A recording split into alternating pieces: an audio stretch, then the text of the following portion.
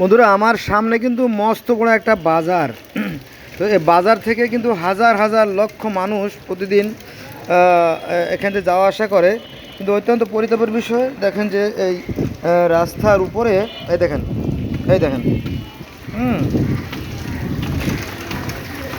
এটা লোহার একটা আসন পাতা রাখছে, হ্যাঁ, যাতে এখান থেকে মানুষ যেতে না পারে।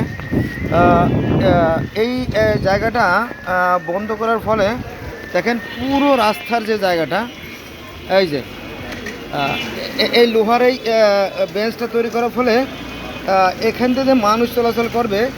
এই যে এখান থেকে কিন্তু মানুষ চলতে পারতো, যেহেতু এখন বৃষ্টি নামতেছে, আমার মাথায় ছাতি আছে, এই জন্য ভিডিওটা করতে পারলাম। নইলে এখানে ভীষণ ভিড় থাকে, এটা দেখানোর সম্ভাবনা। দেখেন আমি কিন্তু অনায়াসে এখানে যেতে পারতেছি। এই যে আর এক ভদ্রলোক, এই যে দেখছেন, এই যে আরেকজন আমার মতোই, উনি এখান থেকে আছে। এই জায়গাটা মোটামুটি এটা স্পেস, কিন্তু এই জায়গাটা ওই যে সামনে দেখেন বন্ধ করে রাখছে। দেখেন এই লোকটা নেমে যেতে হবে নিশ্চিত। এই দেখেন, এই দেখেন, হ্যাঁ,